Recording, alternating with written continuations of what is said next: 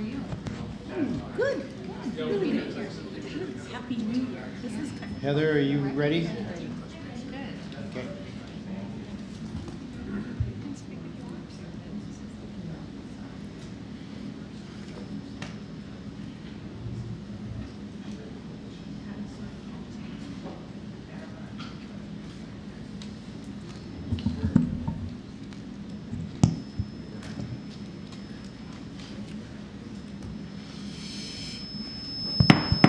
Good evening. I will call the Woodburn City Council meeting of January 13th to order, and we'll start with the flag salute, which Councilor Wilk, please lead us in.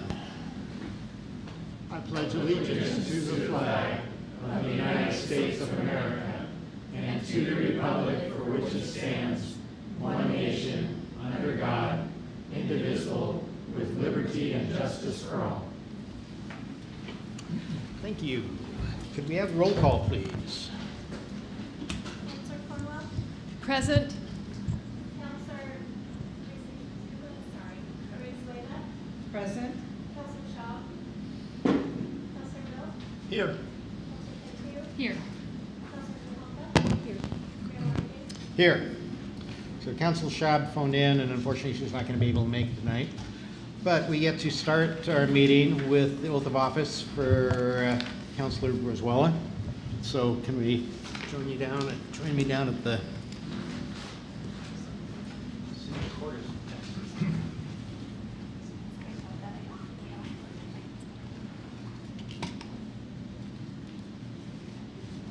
Raise your right hand and repeat after me. I, I state your name. I, Lulia Brizuela,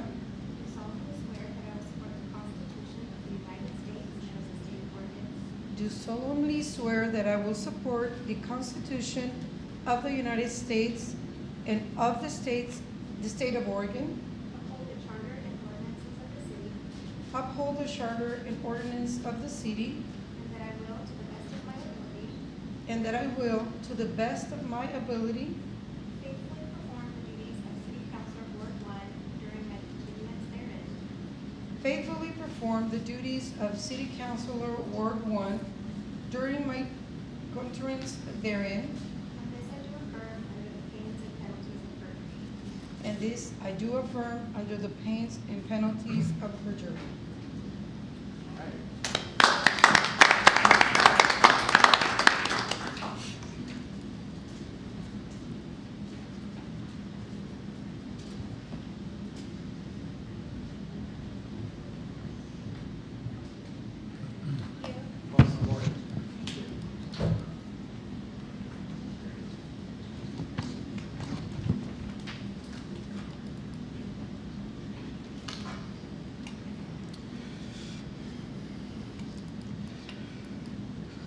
So before I go into the announcements and appointments, I have a new line item that I want to say tonight. I don't know if it'll be permanent or just temporary, but it'll be either something regarding recognition or reflection on what's going on. Tonight, we're in a different world than what we were in our last city council meeting. Last city council meeting was over a month ago, and since then, a lot of things have happened. One major one was a terrorist action in New Orleans, which Woodburn, the city of Woodburn, our community, is no stranger to terrorist actions. And I am bringing this up just because I want to remind all of our citizens that there's some bad people in this world, and I want our people to be aware where they are. Be alert of surroundings. If you see any items that look that shouldn't be in an item or shouldn't be in that place, please do not hesitate to call the police or call for somebody for help. But again, I just want to warn our people to be aware. Terrorist actions are happening in every state across the world, and they're not going to end. So something I do want to will continue to address. Another remembrance is President Carter passed away in the last week. President Carter was one of the oldest living presidents. but did a lot for our country. And I'm not going to have a moment of silence since his funeral was last week, but I'll let everybody reflect in the benefits that he gave to our country, which were immense. So I think it's important to recognize a good man that he was, and a very good president. And of course, I have to mention the fires, the devastation that's going on in Los Angeles. A lot of us are familiar with that area. We might have friends, might have family down there. This is something that's going to affect our whole country. I know the East Coast has had problems with hurricanes and other major catastrophes. This is one of the first on the West Coast, and it's not over. We have no idea what the total devastation and destruction is going to be, and how it's going to affect not only the people in California and Los Angeles, but throughout the whole country. So our hearts go out for them. Oregon has sent over 300 firefighters down there. Woodburn has sent a team down there. I believe there's at least 6 firefighters that have gone. I'm very proud of our heroes that are willing to put themselves in the front line down with their brothers in California. So with that, it is a new year. I wish everybody a happy 2025. 2024 was a good year for Woodburn. We had a lot of successes, a couple hiccups, but mark my word, I believe 2025, as we get into additional growth and economic benefits and safety, I think it's going to be a better year. So with that, I will move on. Announcements and appointments. First, Martin Luther King Day is coming up January 20th. City Hall and the library will be closed for Martin Luther King Day. Transit system, although, will be open from 9 a.m. to 3. The Aquatic Center will be open normal hours from 6 in the morning to 10 in the morning, and then again from 4 in the afternoon to 8 p.m. We are going to have a city council goal-setting session come up.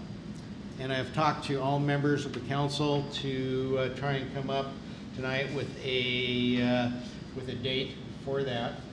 Our goal-setting session, we're looking at a Friday, Saturday. Before we set a date, I'd like everybody to first talk about what I expect, or what I hope to get out of this. Some of us were in a goal-setting session a few years ago. We came up with over 40 goals, which was a little ridiculous, and I don't think we finished 39 of them. But looking at the future, I would like all of us to come up with at least 2 goals, at least 1, and then 2, if that's possible. One of the ones, and I'll share it, I think I've shared it with everybody already, is one of my goals is to let our community know what and if we can do anything about speeding vehicles. We have a very good police force that does a lot to protect it, but we still, all of us get calls and emails regarding speeding cars and noise from vehicles. And I've talked to Scott about this, and I know that Curtis has a program that we can look at about width streets and defensive measures. Have Jason talk about what we can do, how to answer our constituents. I'd like to get an answer from the fire department, what they can do with their vehicles and in traveling and what they're worried about. So that's one goal that I want us to be more educated about, so we can educate and help the police force and help citizens to recognize that we are concerned with speeding. That isn't just an open highway on our side streets. But that's one. And so things like that, things that affect each counselor, let's bring it up and talk about it. If it's something that I would like to have the staff to know about what some of our goals are in advance so they can be prepared. We're looking at Friday evening, the afternoon, evening, and a Saturday. So we're a little bit more prepared on response and what we can do to work on that goal instead of waiting until sometime in the future to get back to it. Questions, concerns, input, agreements? So the two dates that I had come up with, and I'm going to let you guys decide, is February 7th and 8th. February 7th is a Friday, and the 8th is Saturday, or the 21st and 22nd, 2 weeks after that, Friday and Saturday. Start time, I'm leaving open on what we can do for, I'm thinking maybe 4 or 5 o'clock to 8 o'clock. Speak up. I'm available Valentine's Day, Frank Warner. Thank you for that, but I prefer to stay married, and so I am not available. The first, the 7th, the 8th, that kind of sooner the better for me. 7th and 8th is, I'm flexible. Either weekend works for me. Ditto, although I will note that Saturday, February 8th is casino night sponsored by Woodburn Kiwanis, so. casino night. Yeah, so as long as we're done by 5, I think. then I'll be good. I'd say, yeah, depending on what time we start, 5, I can't see us going past 5. No, work for me. The 7th and 8th? Councilor Cornwell? Either. Scott, what do you think with your people? Well, of course, we'll meet whenever the city council wants to. The more time we have to prepare, the better for staff. Meaning the 21st and 22nd is more preferable for staff. I'm flexible, so Okay. that sounds great. And I Councilor also Bauer? just, if you heard my phone, there's department heads saying that they're not available on the 7th and the 8th. Some you're going to want to hear from. So 21st and 22nd preferred, Councilor Wilt? Yep, that'll be fine. Okay. Mr. Lonergan, or Mayor Lonergan, what time Friday are we speaking about? You guys tell me. I am available, whatever, what works. I know some of us It's work good to until do, like 4. I want to do it back to back, so the more we can get done Friday, it certainly will help on Saturday. How long this goes, there's no set time limit. It's going to be open, but Mr. Mayor, we've talked with some department heads. So far, we've got Public Works, we have police, I think Parks and Recs, and our social nonprofit service organization representation through Parks and Recs is a helpful presentation. We also have some meaty things around affordable housing projects, community center projects, and other things too that we can talk about on that Friday. So it's a pretty hefty. yeah, you thinking that for Friday? Or for both days? Yeah, Friday, and maybe we could roll into Saturday morning if we don't finish. We can be flexible that way, whatever the council wants to do. I would think that Saturday morning we could have light refreshments and coffee available, and then we can have lunch on Saturday too. And then it's up to the council to go as long as you feel like you need to go until you've got a workable set of goals.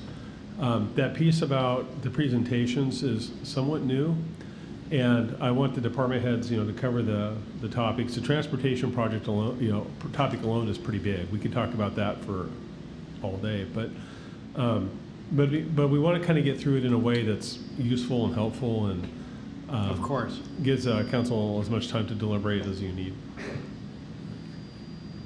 So if we plan like 4 to 8, can we do that over a dinner too? Sure. No? I wouldn't be able to make it by 4. Me. 5 would be 5? I'd be the 5 to 10?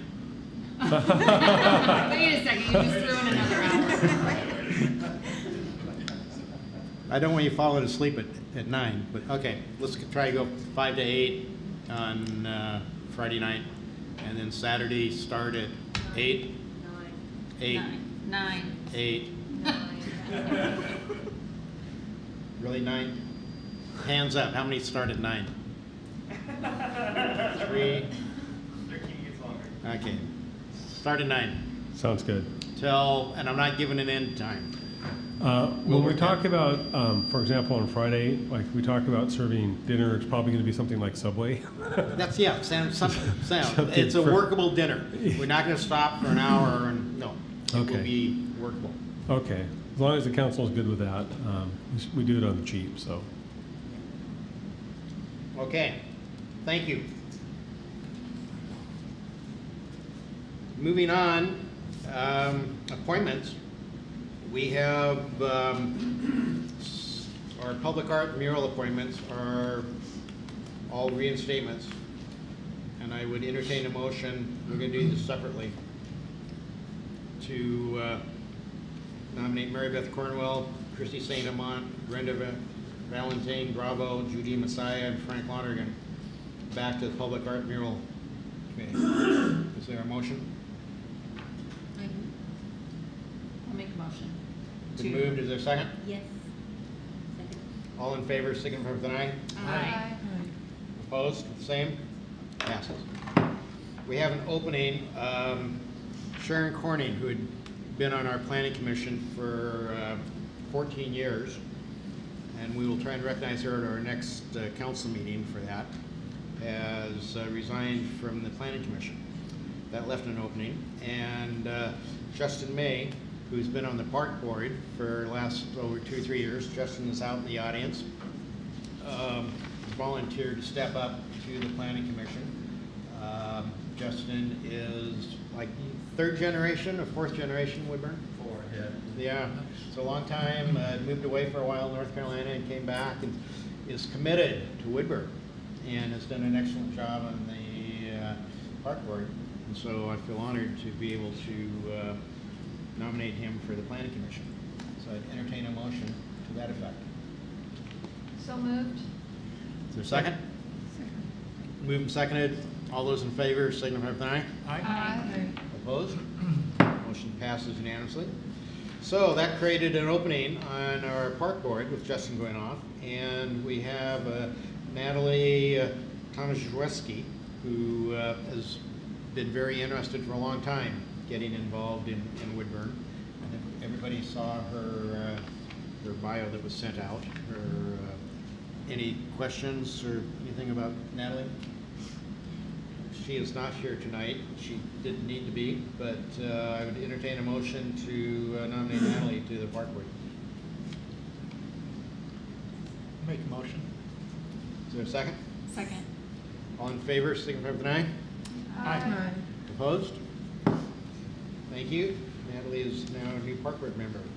And the budget committee, we have 3 members who have graciously volunteered to stay on. Their terms expired, and all 3, Steve Krufeld, Lee Cifuentes, and John Reinhardt, have volunteered to do another term. So I'd entertain a motion to appoint all 3 to the budget committee. So I move to make the motion. Is there a second? Second. Moved and seconded. All those in favor, signify with an eye. Aye. Opposed? Passes. Thank you.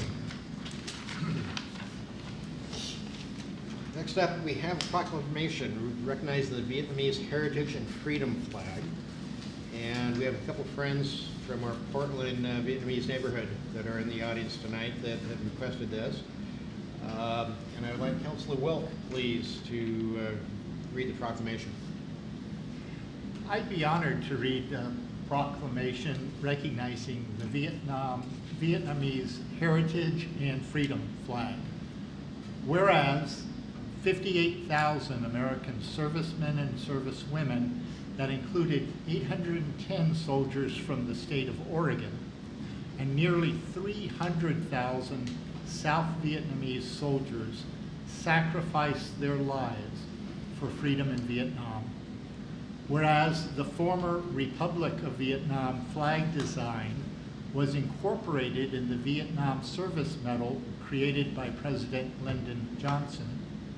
Whereas the hundreds of thousands of Vietnamese who have resettled in the United States have made positive contributions to the historical, cultural, educational, economic prosperity of their local communities and military service. Whereas Vietnamese Americans remain vigilant in opposing tyranny in all forms, actively supporting human rights for all people, and celebrating the principles of democracy and justice. Whereas the flag of the former Republic of Vietnam with 3 red stripes upon a field of gold symbolizes resilience, freedom, and democracy of Vietnamese Americans in the United States and the city of Woodburn. Whereas Vietnamese Americans in the United States embrace the flag as a uniting symbol, and whereas the flag of the former Republic of Vietnam has been formally recognized by 20 states, 15 counties, and 106 cities, now therefore the city of Woodburn hereby recognizes the Vietnamese Heritage and Freedom Flag as the official symbol of the Vietnamese American community in the United States. Thank you, Councillor. I also am honored to be able to recognize the Vietnamese flag and the culture that we've shared with Vietnam after such an involvement that the United States had. So with that, I'd like to present our friends from Portland a copy of the proclamation.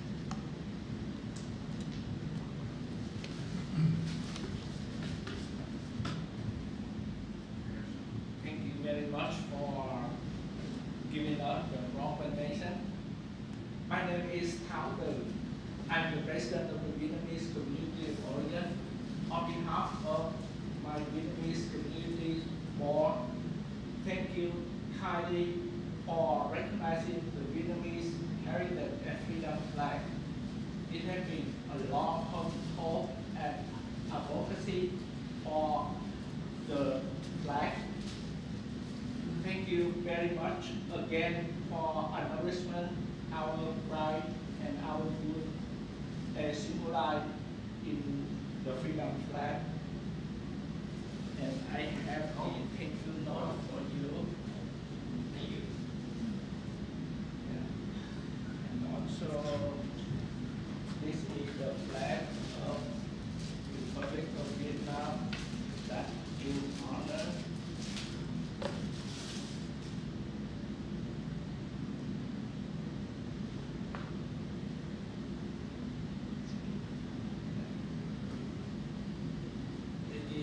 Yellow,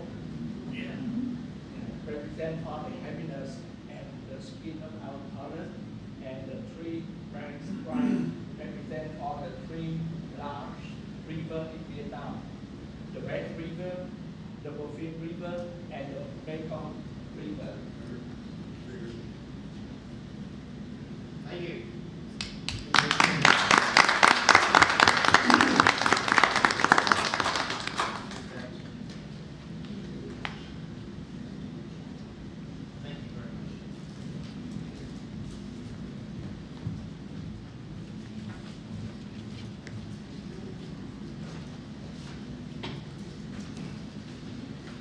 That was fun. Okay, moving on, we have a presentation regarding our financial statements from Mr. Turley.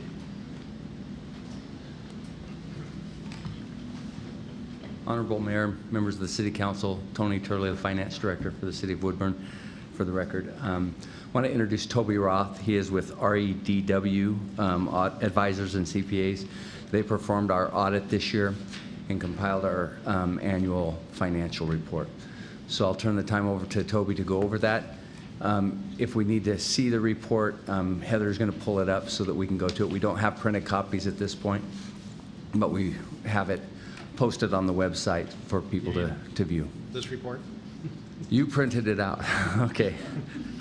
Glad to let anyone look at it. So without further ado, I'll turn the time over to Toby to go over the report and the information. Thank you, Tony. At the outset, I would just like to say I'm privileged to get to work with the city and the finance department. Tony and the finance team are a pleasure to work with. They're very responsive and organized, and they make the work that we do a lot simpler than it could be in certain situations. So I appreciate getting to work with, with Tony and Taylor and, again, the rest of the finance team.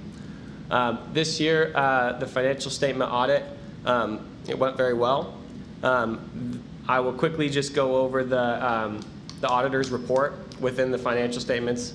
On page 1 of the financial statements, or on the auditor's report, I should say, it goes over the opinion, which is the purpose of the audit is to provide opinions on the financial statements, on the basic financial statements, governmental activities, the business type activities, each major fund, and then the aggregate remaining fund balances for the city, and additionally for the Urban Renewal Agency of the city as well.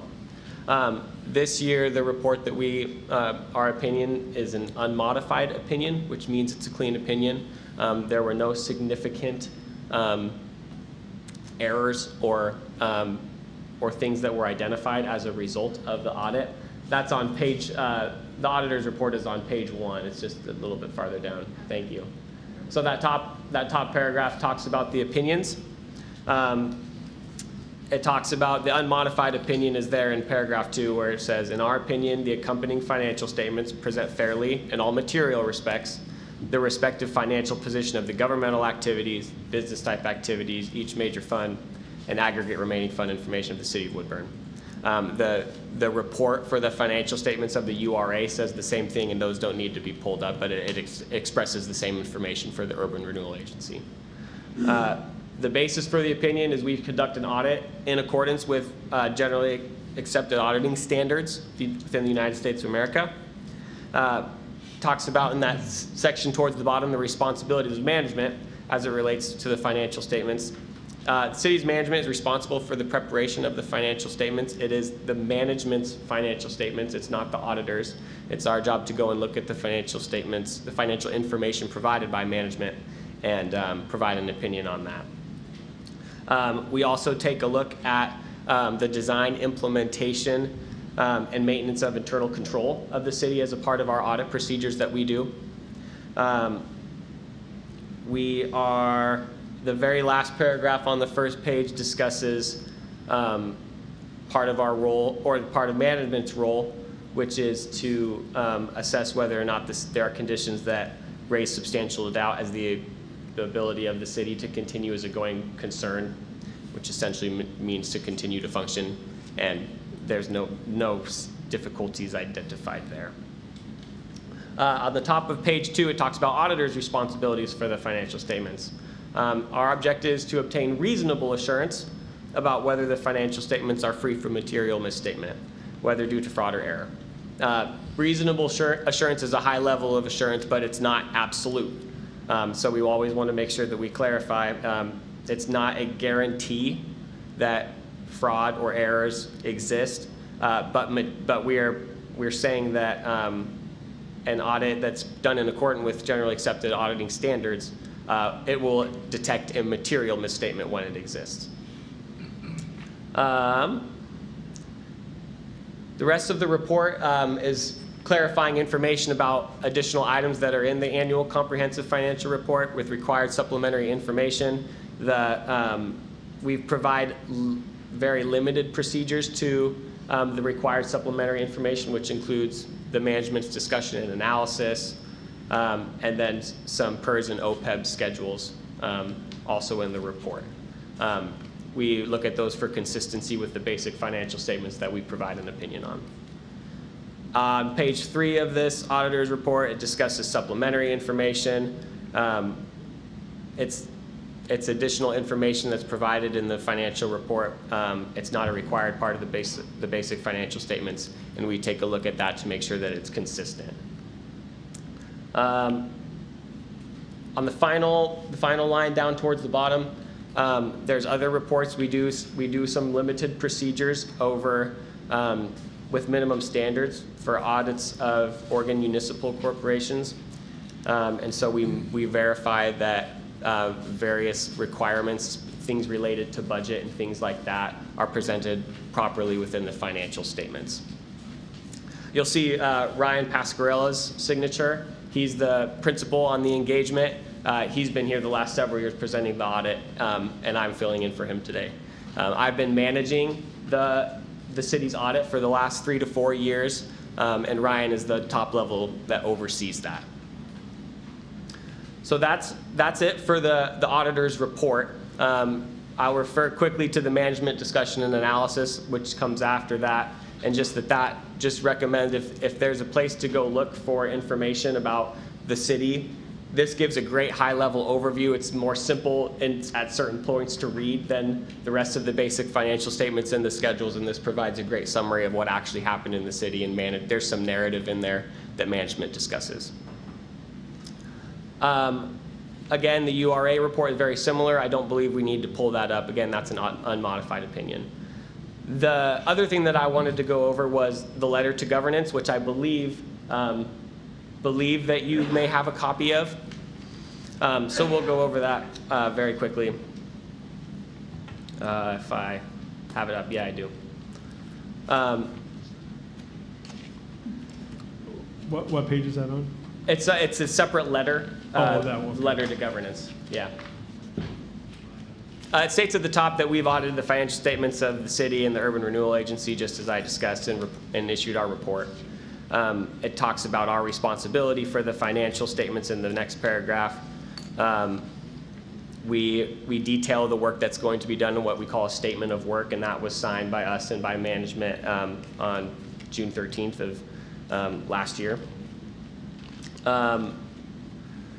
We conducted the audit over the course of the last several months. It talks about the timing of the audit. I actually had a meeting with Mayor Lonergan at the outset of the audit where we discussed what we were going to be doing our work on, the proposed timing of when things were going to get done. The main thing is that the state requires that the audited financial statements be completed by December 31st, and that deadline was achieved. And so there was no extension that was required, thankfully, and things got done within the state's requirements. There's a section towards the bottom of the first page of that letter that talks about compliance with ethics regarding independence, meaning that us as auditors need to maintain independence from the city so that there's no undue bias in the work that we do, and we've complied with all of those requirements.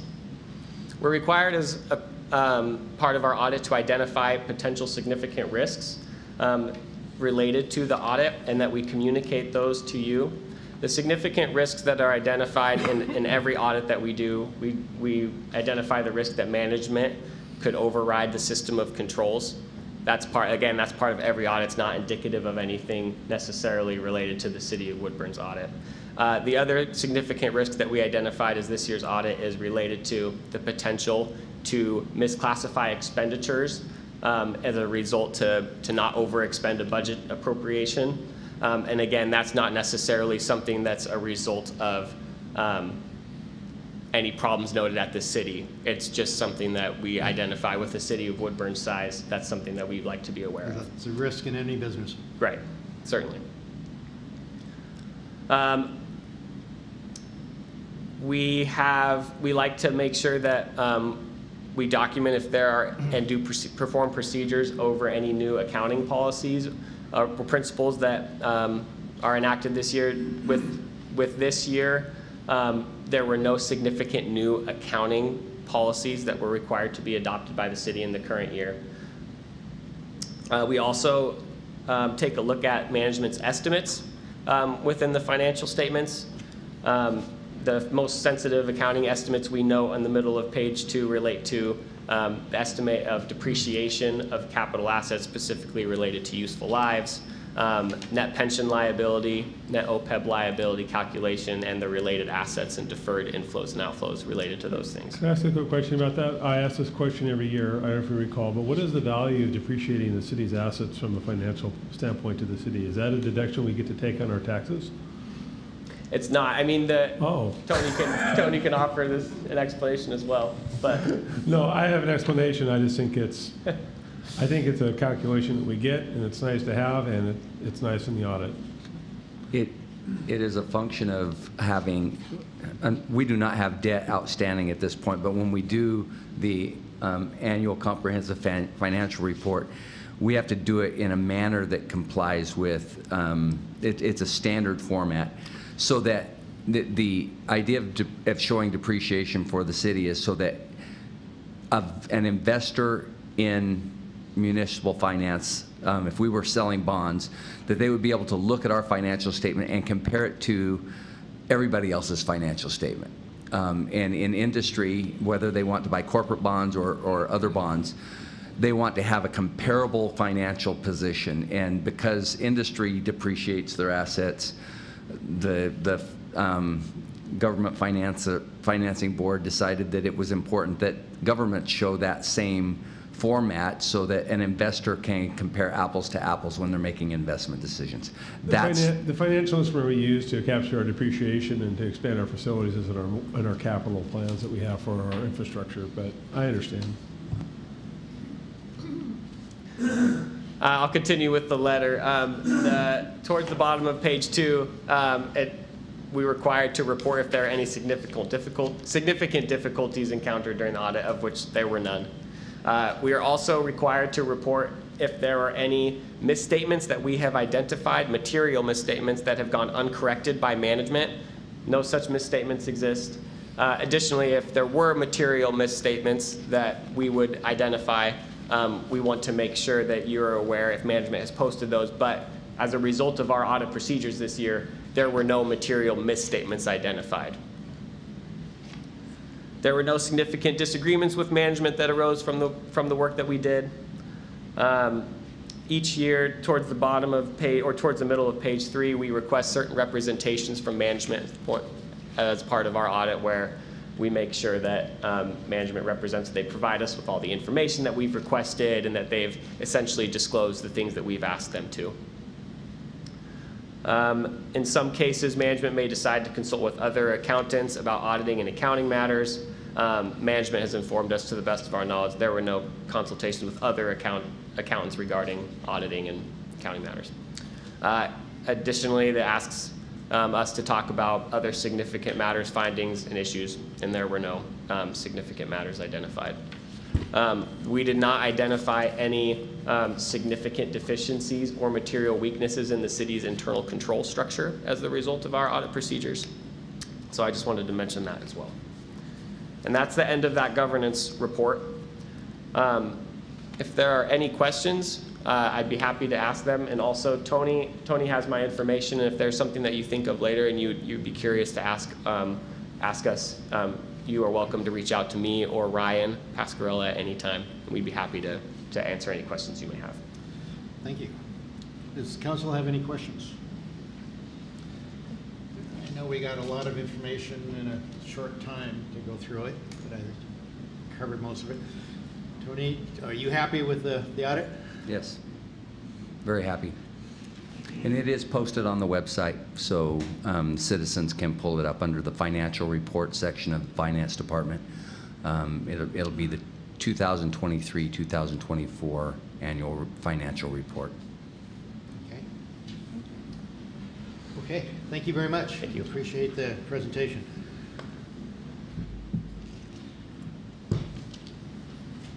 It's good to hear that we're in as good a shape as we think we are. So, moving on, communications. I actually did get a letter today that I will pass out to the council from Love Santa that was very appreciative of the city's contributions and help through their program. Next up, I have business from the public. This allows the public to introduce items for the council consideration that is not already scheduled on the agenda. If anyone from the public would like to come up to the podium and speak, we give 3 minutes to each member that would want to say something. Do we have anybody? No? Then moving on to the consent agenda. Items listed on the consent agenda are considered routine and may be adopted by one motion. Any item may be removed for discussion at the request of a council member. I would like our city recorder please to read the items allowed on the consent agenda and then Any council wants to discuss anything, we will do that after she reads them. The items on the consent agenda are as follows. Woodburn City Council minutes of December 9th, 2024. Red Flex report, September through November. Building activity for December 2024. Thank you. Any questions, concerns, anything anyone want to pull up? Then I would entertain a motion to adopt the consent agenda as presented. Make a motion to adopt the consent agenda. Second? Thank you. Been moved and seconded. All in favor signify with an aye. Aye. Opposed with the same. Motion passes unanimously. We do not have any table business. We do not have any public hearings tonight. We have Mr. Rowley who's just eager to get in front of us and talk to us. I have a feeling you want to talk about Council Bill number 3269. I do. Thank you, Mr. Mayor, members of the council. Pardon? Hold on for a second. We need to introduce it. Please. Mr. Mayor, I would like to introduce Council Bill number 3269, an ordinance amending Ordinance 2554, the solid waste management franchise, to extend said ordinance until February 26, 2026. Thank you. Council Bill 3269 has been duly introduced, and being an ordinance requires 2 readings. May we please have the first reading by title only, if there's no objection. Council Bill number 3269, an ordinance amending Ordinance 2554, the solid waste management franchise, to extend said ordinance until February 26, 2026. Thank you. We've had our first reading of Council Bill 3269. May we now have the second reading again by title only, if there's no objection. Council Bill number 3269, an ordinance amending Ordinance 2554, the solid waste management franchise, to extend said ordinance until February 26, 2026. Thank you. Now, we have a staff report. Thank you, Mr. Mayor, members of the council. Jim Rao, Assistant City Administrator. Happy to talk to you about staff's recommendation to extend the current solid waste franchise ordinance that's in effect with Republic Services. It was went into effect in February of 2018, was for a term of 7 years, so it's set to expire February 26 of 2025. Staff engaged with Republic Services representatives beginning last summer to begin the process of negotiating a successor franchise. And as we kind of dug into it a little bit, we came to the conclusion that some pretty significant updates really needed to be made that were going to take us longer than we really had available. And so we've done some preliminary research into some other ordinances that other local jurisdictions have that are a little more modern and that have some features in them that are desirable for the city and presumably Republic as well. We've also spent some time meeting with representatives of Marion County Environmental Services, to gain their opinion. It's going to be a pretty extensive process because it's more than just going in and making some simple edits to the existing franchise. It's probably going to be a pretty significant rewrite, and we just figured that it made the most sense to grant a 1-year extension so that we all had the time to do that. As you know, you've had Republic Services come before you a number of times over the years, and they've been a fantastic partner to the city, and so staff doesn't have any recommendations about granting a 1-year extension while we go through the rest of this process. In fact, we have some representatives from Republic here tonight. I don't know that they were planning to present to the council, but they're here if you have any questions for them, and I'd be happy to take questions as well. Thank you. Right now, are there any questions for Jim? I actually have one quick question, and it's just an update on it. I believe there's a comprehensive update to our recycling standards adopted by the state legislature, and just a reminder as to when those will go into effect. Correct me if I'm wrong, but I believe it's July of 2026, and that's part of the recycling. 2025. And they call that the Recycling Modernization Act. And so that's going to be upon us here very quickly. Thank you. Also wanted to just point as a kind of a point of order on this that our solid waste franchise ordinance requires that we provide the public with an opportunity to comment when the council is contemplating an extension. Thank you. Would anyone from the Republic like to say anything? Just very briefly, I sound off. Come on up. If you can't hear me. You got. I'm going to make you come up. Gotta come up? All right. I knew you'd make me do it. Matt Ketchum, General Manager for Republic Services, North Marion County. Simply just wanted to say we appreciate the business. We appreciate the partnership. We look forward to going through the process with staff, being back here, be able to present what we come up with, and looking forward to moving forward. Thank you. Yeah, thank you, Matt. Matt, you're not going to let us, you know, we're not going to let you off the hot seat there without talking about the burner and what that potentially means for service in Woodburn and cost to our residents. Really good question, and what I can tell you is I don't know what I don't know. I have not seen anything from the county officially making us aware of what that flow control is going to look like. My best guess is prices are going to go up in the future. I think that's probably locked. Disposal will increase in price, I'm sure of that. Yeah. Thank you. Okay. Anything else? Thank you very much. Thank you, Matt. Would anyone from the public like to have anything to say regarding the franchise extension? Hearing none. We will do a roll call vote. First, I'd like to say this is not opening up the franchise for to get other bids. We do, Republic Services is our preferred provider. Not that that might not happen sometime in the future if negotiations go south, but I certainly don't expect that. Republic has served Woodburn very well for, well, over 50 years. So I appreciate that. With that, can we have a roll call vote, please? Counselor Cornwell? Yes. Counselor Grijalva? Yes. Counselor Cantu? Yes. Counselor Brizuela? Yes. Counselor Wilk? Yes. Okay, Council Bill 3269 has been duly passed. Thank you. Next up, I have Council Bill number 3270. Mr. Mayor, I would like to introduce Council Bill 3270, a resolution adopting a supplemental budget and making appropriations for the general fund for fiscal year 2024-25.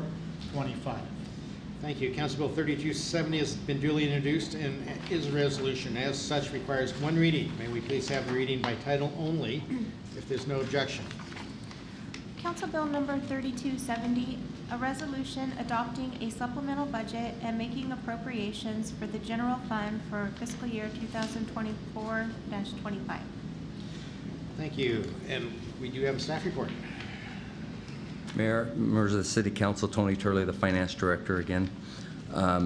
This supplemental budget is to appropriate funds to expend for 2 grants that were received by our Economic Development Department dealing with tourism. The first one is a grant of $87,000 from the Ford Family Foundation that will be used for a regional economic development strategic plan. And the second grant is for $66,000 that's from Marion County to support tourism development and marketing in North Marion County. These funds do not, they don't exceed the 10% limit, so we didn't need to have a public hearing. And I'm here to answer any questions you might have on the supplemental budget. Do we have any questions from the council? This is a good thing. It's always nice to get grants. Hearing none, then may we have a roll call vote, please? Counselor Wilk? Yes. Counselor Brizuela? Yes. Counselor Cantu? Yes. Counselor Cornwell? Yes. Counselor Grijalva? Yes. Council Bill 3270 has been duly passed. Thank you. Next up, we have Council Bill number 3271.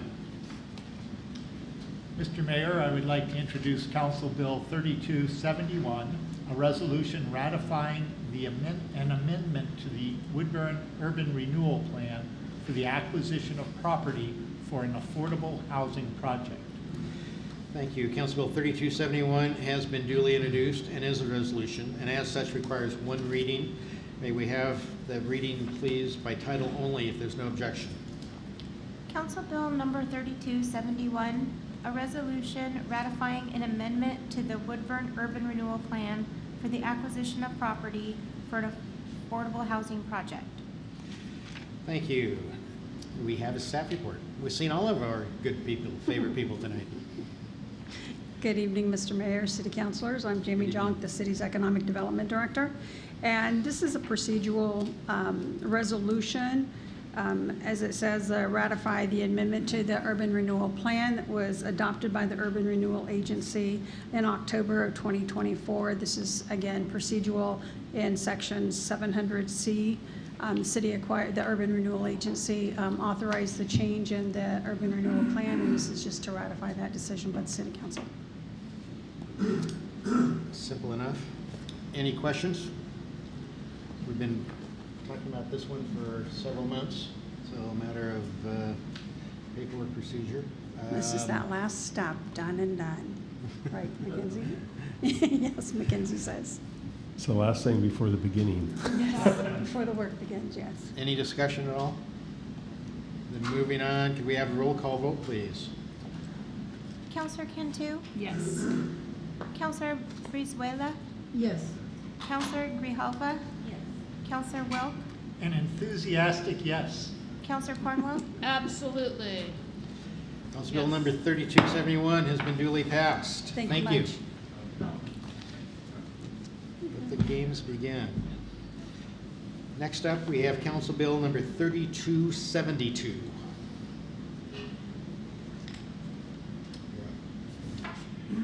Mr. Mayor, I would like to introduce Council Bill 3272, a resolution authorizing execution of a collective bargaining agreement between the City of Woodburn and the Woodburn Police Sergeants Unit, SBA SL1, for a contract beginning July 1, 2024 and ending June 30, 2026. Thank you. Council Bill 3272 has been duly introduced and is a resolution, and as such requires one reading. Please have the reading by title only if there's no objection. Council Bill number 3272, a resolution authorizing execution of a collective bargaining agreement between the City of Woodburn and the Woodburn Police Sergeants Unit, WPA-SL1, for a contract beginning July 1st, 2024 and ending June 30th, 2026. Thank you. Chief, you have a staff report. Yes. Good evening. My name is Jason Milk, and I'm your acting chief of police. And this was something obviously new for us. The sergeants have never had a contract before, but a recent law changed that gave the sergeants the right to bargain. So the city picked up on this very fast. By the way, this was not just Woodburn. Pretty much every organization in Oregon filed for this right. I can't say which ones were not in it, but most were. I can tell you that because of our good working relationship with the WPA, with Tracy Anderson being their attorney, Mackenzie Granum, our city attorney, already established a good working relationship with her. So this bargaining went very, very smoothly. They pretty much, in fact, I think they even canceled the last meeting because they didn't need it. So it's a fair contract. It's a good contract. It's competitive. And with that, I do appreciate your support very much, because if we want to stay in this game and stay relevant, we have to stay competitive. And so I thank you for that. Any questions, discussions? I'm just curious. So the sergeants have their contract, and then the police officers that are out patrolling have their contract? That is correct. They are in the W Police Association, but there are two different contracts. In fact, and they will also, at this moment in time, they'll be negotiated at the same time come the end of 26. They're on the same timetable, correct? Yes. But they are two different contracts. Same association. The third bargaining unit that we have at the city, represented by AFSCME, the WPA, and now the sergeants. Correct. As the newest union. Thank you. You're welcome. So I have a couple of questions. Okay. On, we're now given the longevity premiums. Correct. Were those offered before? Yes, to they were. sergeants?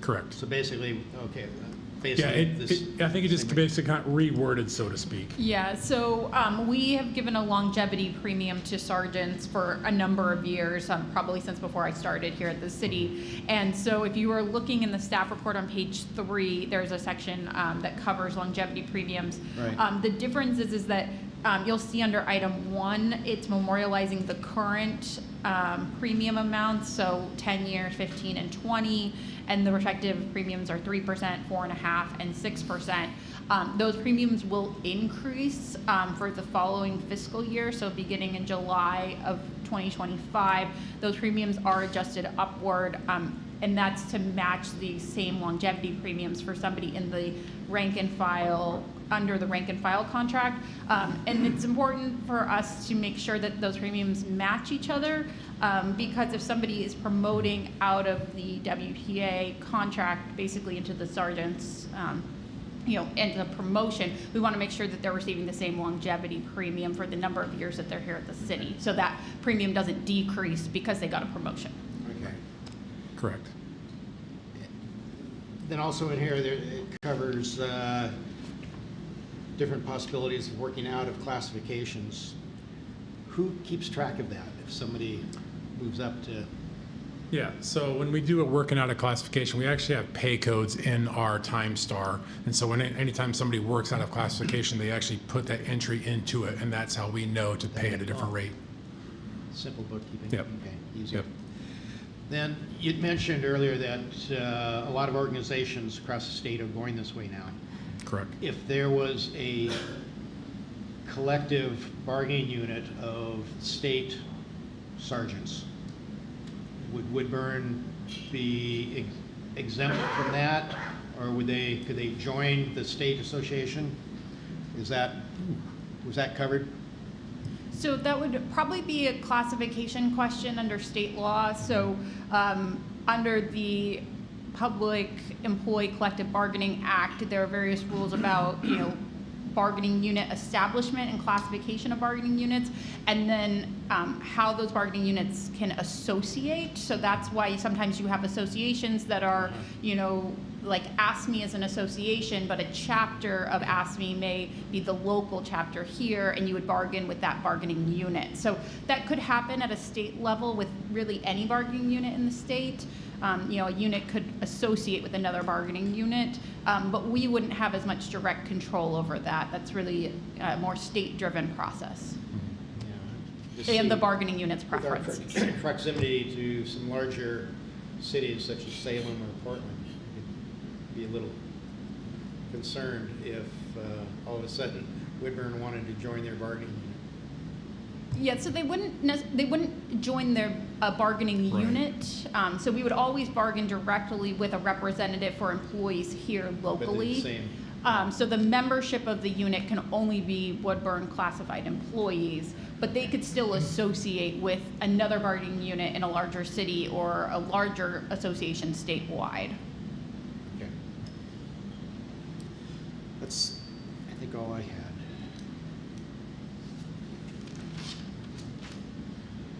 How large is the unit? How many sergeants? 7. 7? Yes. Yeah, they're just getting started. But it's not going to grow very much either. Any other questions, discussions? Then could we have a roll call vote, please? Counselor Grijalva? Yes. Counselor Cornwell? Yes. Counselor Wilk? Yes. Counselor Cantu? Yes. Counselor Brizuela? Yes. Thank you. All right. Council Bill 3272 has been duly passed. Thank you. Moving on to our 2025-26 financial plan. Thank you, Mr. Mayor. So every year, the City Council receives the financial plan, which consists of our budget policies and a 5-year forecast. This really is the beginning of the budget process for the city and was the adoption of the financial plan and the 5-year forecast. The 5-year forecast is an important tool that we use to project out over a period of time for our major funds. Primarily, we care about the general fund because it is the most vulnerable to economic change and provides most of the services in the community that are high-profile police, parks, recreation programs, the library, and the aquatic center. Other things are closely tied to the general fund. And so the general fund over the years has been up and down. If you've been on the council long enough, you know that we've actually had lived in the current year where there was revenue over expenditure deficits, which required cutting in services and programs. That's not a good time. And then we've also had years where we projected no revenue deficits over the period of the entire forecast, which was really good. That's not the case this year in the financial forecast. We are projecting more traditional looking forecasts in outer years, which is to be expected. The city has experienced some growth, and we've increased our revenues as a result of that growth, particularly in some of our dedicated funds like water, wastewater, streets, and other SDC funds. But there's still uncertainty about when growth will come onto the tax rolls and what the assessed values will be and when. And so when you put those two things together, that means that the next budget year that we're working on, I'm going to describe as a wait and see year. We've been in a bit of a growth pattern. We've added police officer positions. We've added other services and programming in relation to the increased demand for services. But next year, we're going to kind of hold the line and see what happens from a development standpoint and assessed evaluation standpoint. I don't expect there to be any new general fund positions. At least nobody has convinced me of that yet. I think some may try, but we probably won't see that kind of growth next year. The financial plan now, I think, is important for the council to look at because it provides the best practices for budget development, and even more importantly, it sets priorities for services should we face an unexpected financial crisis, which has happened in the past. And it provides guidance to me as the budget officer for the city when we're managing in the current budget year how to make budget decisions based on the priorities and the reduction strategy included in the plan. This year, we've added some more language around our debt policy. The City Council constructed a fairly complex, I tried to explain it to your reporter, and I didn't realize how complex sounding it was until I started in, but we did an internal loan from our investments from the general fund to the urban renewal program to then acquire property for an investment affordable housing project that will be paid back by the urban renewal fund to the general fund. All done internally within the city and in a manner that protects the interests of the taxpayers and the urban renewal agency. And that's a fairly complicated thing that we did. And so we've added some language around internal loan structures in the future to our policies and other things as well. So we're very proud of the financial plan, and particularly the policies. We've worked on these. They have developed over 20 years. We look at them every year and try to adjust the plans and the policies and make sure they're still relevant and still reflect best practices from a budget development standpoint and from a policy standpoint. And I think that overall, I would still summarize the city's financial position and our financial outlook in upcoming years as cautiously good, cautiously optimistic.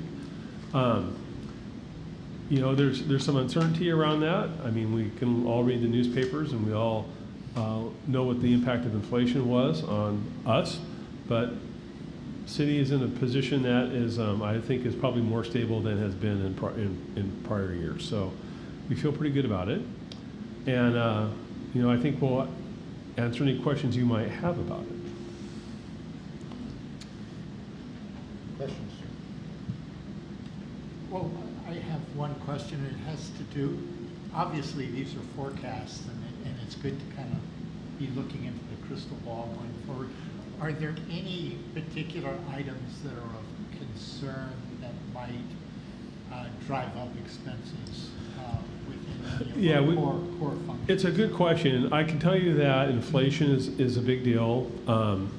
We've seen, when I talk about inflation, not just materials and services, but inflation like healthcare and retirement benefits, estate PERS charges to the city continue to outpace percentage-wise revenue growth.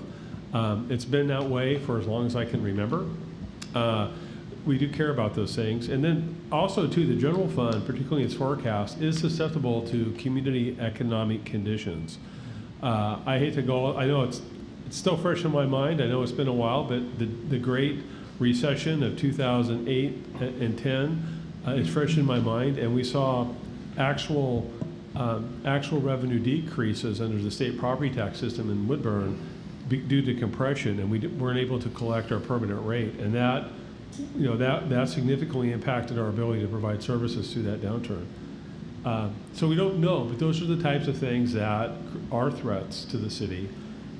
Inflation, the cost of services, both personnel and benefits, and then also the cost of maintaining our equipment and our facilities that are also subject to inflationary impacts as well. I've got a funny story. I've said it about the pump at the aquatic center that we had to look for on eBay, and we're competing with like 12 other cities across the country because they didn't make it anymore. That's the kind of thing that we tend to spend more on when we're trying to acquire parts. But it's a good question. I agree. I think it's wise taking the positions that you do here in the city, that being fiscally conservative going forward. We really don't know yet where we're going to be with all of the growth that we have, and until that comes to fruition. Like I said, it could be a couple of years before we really get something to count on there. If we had a major transportation issue that we needed to fix a road to get additional business in here, how would we go about that? Well, it depends on where the project is. It depends on if it's in the Urban Renewal Agency, and if that was a resource, if there was state economic development funding available for that type of improvement. We saw something similar to this with Amazon, the construction of the roundabout that involved, an Amazon contribution. They paid $8 million for that roundabout, donated it to the public. But it also involved the city and ODOT and other resources to make that happen as well. I will tell you that from an economic development programming standpoint, in terms of the budget next year, we are considering looking at potentially making some transportation improvements in the South Industrial Reserve area that currently has a transportation plan amendment that we're working on, identifying projects there that would support growth on the south part of town. It would support the Stacey Allison Way, residential and commercial, and then some of the industrial also on that south end, and the new urban growth boundary adjustment that we're hoping to complete in the next few months. That would be an urban renewal project with state money. We'd be looking at SDC dollars and other things to make that happen. Of course, Mr. Mayor, you also know too that cost is always another consideration. Our ability to fund projects is limited, and so the size and scope of the project is also really important. The city could not have built that roundabout on 219. That would have been well outside our capacity. One of the projects I was thinking of is long-range planning for a bypass from Parr Road to 99. Parr Road to 99. Yeah, that would be a great project, Mr. Mayor, for sure. Right. We'll talk more about this during goal setting, but there are plans for a east-west arterial from Butteville Road to 99 as development occurs out there. I can tell you that the railroad is a barrier, and that overpass or underpass would be an extremely expensive project. And that will be a barrier that the city's going to have to tackle at some point in the future. I don't know when that would happen, but at some point the city will have to grapple with that project and those costs. I know it's not really part of the financial plan that we're talking about tonight, but since we're talking about project and cost, I am anticipating that we will budget for a community center, aquatic center upgrade project next year. We're still working with the state to secure a $15 million state lottery bond contribution.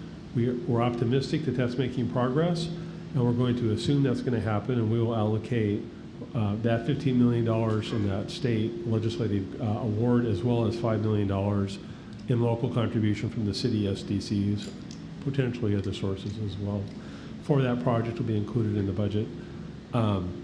The affordable housing project, that is going to be contemplated, and we'd like to see progress on that. This is a big project for the council to tackle, maybe during the goal setting, to talk about how the council sees that project moving forward, what your timeline is, and how it's going to develop. Right. But that's also a very sizable project. Those two things for the city are very, very sizable projects. As well as we are anticipating additional residential, commercial, industrial growth into the next year as well. So, it's going to be a busy year, and I think the budget that we're developing will be, when I say hold the line, it is contemplating still significant projects in the city, such as these things. Thank you. Mayor, I would like to point out, just for the purposes of knowing as you adopt this, that you were handed out at your desk as you came in an Exhibit A, which is the investment policy. That was supposed to be an exhibit that was included in that financial plan, and it was missed in the packet. And so I handed that out to you so that you would have that and be aware that that is also an exhibit that's part of the financial plan. Any highlights in here that we should be? There were no changes to the investment policy. It just needed to be an exhibit that was attached. Thank you. The council should know that these are pretty good policies. We're pretty proud of them. That we do hand these out to other communities from time to time who want to modify them for their own communities. I've handed out many copies at many conferences to other jurisdictions that probably have adopted them for themselves. Thank you. Any other questions? I would entertain a motion to adopt the financial policy. Mr. Mayor, I make a motion to adopt the 2025-26 financial plan. With Exhibit A attached to it. Second. Moved and seconded. All in favor signify with an aye. Aye. Opposed? Motion passes. Next up, we do have one item under the Planning Commission, land use actions that, if anyone wishes to call that up, we would discuss it. If not, then moving on to the City Administrator's report. Thank you, Mr. Mayor. I'll be brief tonight. I still would like to get an onboarding scheduled for our new city councilors. And any other councilors welcome to attend that. I know that it probably was the highlight of being elected that you got to come into the City of Woodburn City Councilor onboarding. If you'd like to relive it, everybody is welcome to do that as long as we don't have a quorum. When is that? I don't think we've got a date yet. It's not a date yet? I thought it was January 25th. Yeah, we're hoping for January 25th. If you want to come on the 25th, you're welcome to, as long as we have a quorum. But I always look forward to it because I like it. So, and then the other thing is, I just wanted to follow up with the City Council. You may recall that some time ago, the city accepted a grant that funded enhanced DUI enforcement in the city. That has been going quite well, and I was briefed this morning by the police chief that just over the weekend, the city made 8 DUI arrests, which is a significant number of DUI arrests in such a short period of time. And I think it's a good thing that will probably continue aggressively over time. And it's also very disappointing that that work is there to be done in our community. But 8 DUI arrests is I don't remember, Chief, last time we made that many DUI arrests in the weekend. Scary, but congratulations to the department. That's all I have, Mr. Mayor. Yes, I have a couple questions, one for each of you two. Can you give me a heads up when the budget meeting might be? Yes, we will. Oh, you will? You haven't decided yet? We're getting close. Are we thinking March or April? It's usually in April. It's on a Saturday. The tentative date is the 26th, but it's not finalized. We'll shoot for the 26th, yes. And then, Ms. McKenzie, we talked about having ethics update meetings have we? Sure. So that was a question that the mayor actually asked me earlier this week. You guys, I'm hoping, received the memo. It's a legal lightning. It gets sent out by Brenda on occasion. It provides updates on changes in state law, reminders for city councilors, best practices. And there's one in particular that we included that covers the new Oregon government ethics rules for public meetings law. And there's a training component that you guys, I cannot legally provide you, the Oregon Government Ethics Commission. You have to sign up for one of their trainings. I'm happy to help facilitate that. But then we can also, during perhaps the goal setting session or another time, cover, you know, the full breadth and scope of Oregon government ethics issues for city councilors that not only includes public meetings, but, you know, public records, as well as, you know, gifts and conflicts of interest. So let me know if there's one in particular you're looking for, or if you just kind of want a more broad coverage. I just want to make sure I'm within what I need to do. Okay, so yeah, definitely take a look at the memo that was sent out on public meetings, and at one point during your term, it's not once a year, but one point during your term, just ensure that you have signed up for that Oregon Government Ethics Commission training on public meetings, and I can show you how to do that and help you. Is that online? It is online, or you can go to one in person. They're holding a lot of these meetings in the first few months of this year, because this is a new mandatory training for elected officials around the state. So there are a number of facilitated trainings in person, but there's always one in the evening that is virtual. I think it's like 6:30 to 9:30 virtual. I don't know what night of the week, but it's at least once, if not twice a month. So a few weeks ago, our city attorney put out a couple legal opinions on public meeting law and possibility of immigration enforcements, which I thought were very informative, and I'm just bringing it to attention that I hope everybody looked at them. And do you have anything to add to your notes at all that we put out? I don't have anything to add. I think it's both of these items were to, you know, again, provide you with information on the relevant topics brought up, because I think both are very, very timely. And also because you guys have communicated to me either questions or concerns that you have about both these issues. And, you know, these are invitations for you guys to reach out to me when you have questions, or to be like, I want more information in this area, or I have, you know, this is a great intro, but let's sit down and talk one-on-one. I'm happy to do that anytime.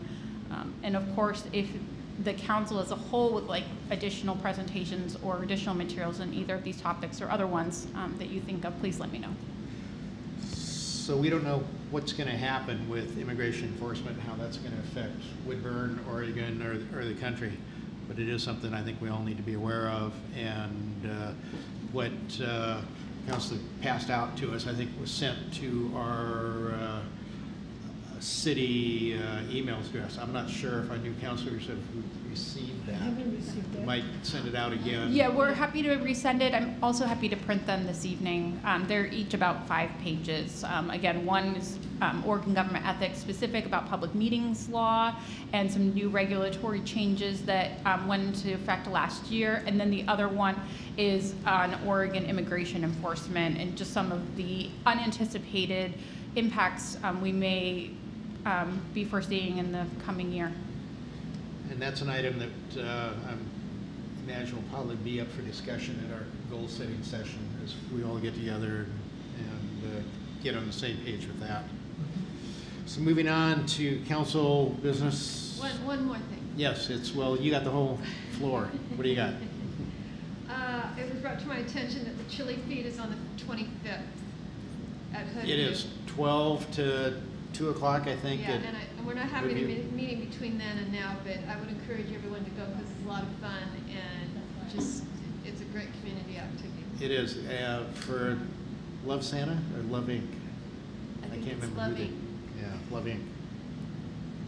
You should know. No. Yes. The new council, do you have anything you'd like to share? I just would like some more information on the immigration law, because it will impact our community, our students. We're very concerned, yes. We would like to would like to Okay. get educated on. Councilor Welk? Well, I'd just like to articulate my general appreciation for staff. And our city is very well run.